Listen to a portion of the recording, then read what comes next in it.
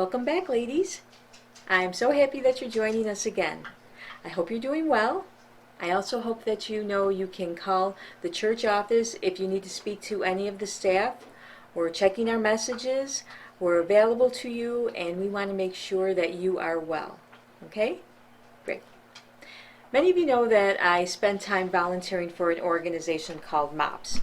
It's a group that offers support and community for moms, and I've been doing this for almost 20 years now, either in the role of mentor or coach.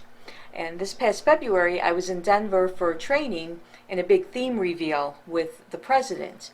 She shared a story with us from the book Upstream by Dan Heath. It goes like this. I want to share a little parable with you that was in the book. It says this. You and a friend are having a picnic by the side of a river. Suddenly, you hear a shout from the direction of the water. A child is drowning.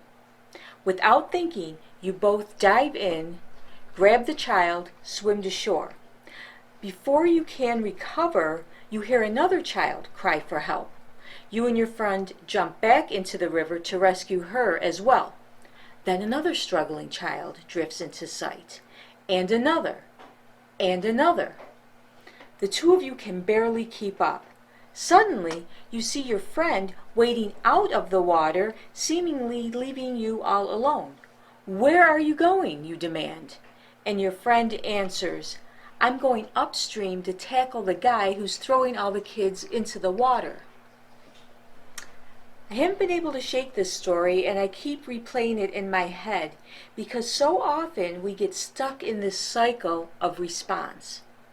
Putting out fires, handling problem after problem, dealing with the chaos and wearing ourselves down, but never making our way upstream to fix the cause. And you know, when you spend months or years just responding to problems, you can sometimes overlook the fact that if you took the time, you could be preventing some of them. And what is the result of this lifestyle? Well, according to the American Institute of Stress, 77% of the population experiences physical symptoms associated with stress on a regular basis. 33% report living with extreme stress, and 48% indicate stress has a negative impact on their personal and professional lives. What's more, according to the National Alliance of Mental Illness, 18% of American adults currently suffer from an anxiety disorder.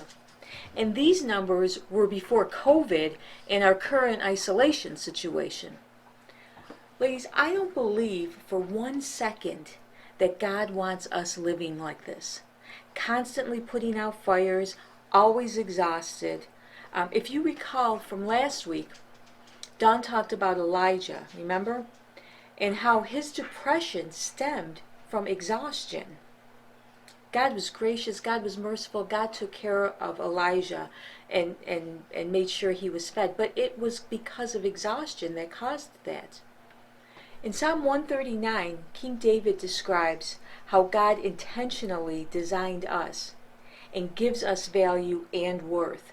From knitting our bodies to understanding the complexities of our minds and souls, extreme intention is involved in the creation of each person. Listen to King David in Psalm 139. O Lord, you have searched me, and you know me. You know when I sit and when I rise. You perceive my thoughts from afar. You discern my going out and my lying down. You are familiar with all my ways. Before a word is on my tongue, you know it completely, O Lord. You hem me in, behind and before. You have laid your hand upon me. Such knowledge is too wonderful for me, too lofty for me to attain. Where can I go from your spirit? Where can I flee from your presence? If I go up to the heavens, you are there. If I make my bed in the depths, you are there. If I rise on the wings of the dawn, if I settle on the far side of the sea, even there your hand will guide me. Your right hand will hold me fast. That's Psalm 139, 1 to 10. God has a personal knowledge of you. He cares for you and He cares about you. God knows everything about you, even the smallest details of the everyday, and He's fully acquainted with our past. Continuing in Psalm 139, for you created my inmost being. You knit me together in my mother's womb. I praise you because I am fearfully and wonderfully made. Your works are wonderful. I know that full well. My frame was not hidden from you when I was made in the secret place. When I was woven together in the depths of the earth, your eyes saw my unformed body. All the days ordained for me were written in your book before one of them came to be. How awesome and miraculous our bodies are, right? Created by God for us to be used to serve Him. And finally, David says, search me, O God, know my heart, test me, know my anxious thoughts, see if there is any offensive way in me, and lead me in the way everlasting. David knows that God knows him at the deepest levels, and God knows the depths of his hearts and thoughts better than even David knows himself.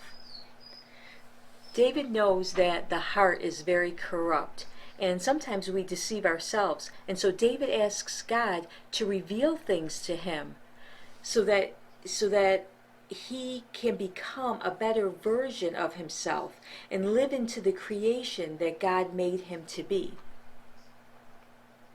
We were created on purpose and for a purpose, and not designed to be getting swept up and entangled in the craziness of the world. So how do we jump off the hamster wheel?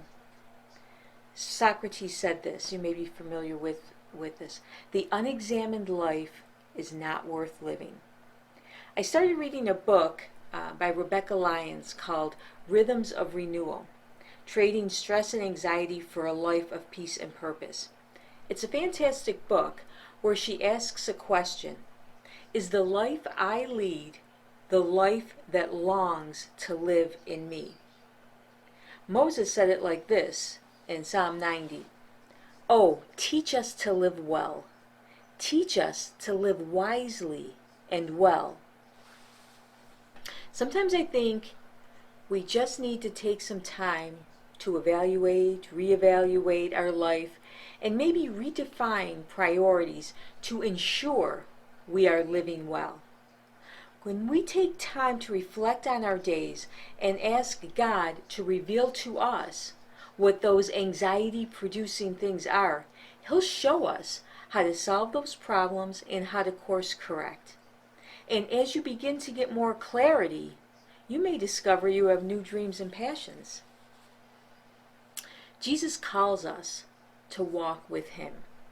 One of my favorite scriptures is in the Message translation. Matthew 11:28-30 says this: are you tired? Are you worn out? Are you burnt out on religion? Come to me. Get away with me and you'll recover your life. I'll show you how to take a real rest.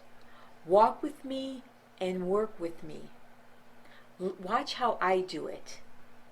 Learn the unforced rhythms of grace. I won't lay anything heavy or ill-fitting on you. Keep company with me, and you'll learn to live freely and lightly. It's just a breath of fresh air for me, you know. Jesus also said this: I've told you all this so that trusting me, you will be unshakable and assured, deeply at peace. In this godless world, you will continue to experience difficulties, but take heart, I've conquered the world. That's John 16:33 in the Message. And finally, in John 14:27, in the NIV version, Jesus tells us once again, peace I leave with you. My peace I give you. I do not give to you as the world gives. Don't let your hearts be troubled, and do not be afraid. Ladies, Jesus is telling us over and over and over again, He's got the way. He knows how we need to live. He knows that we need a peace-filled life, and He will show us how to walk out that peace-filled life. Jesus offers to us everything that we need to have this peace-filled life. Jesus is our peace. He is our counselor. He will calm us. He will lead us, and He will guide us if we allow Him to. I hope right now you join us on Zoom. There should be a link going up on the screen right now for you. Just click on that link. We're available now. There's a bunch of us. We'd like to chat with you, just connect, see your face, say hi, and just discuss a little bit about what we were talking about. I hope you have a blessed week. Look forward to us being together virtually again, streaming this coming Sunday. And we love you, ladies, and we'll see you again real soon.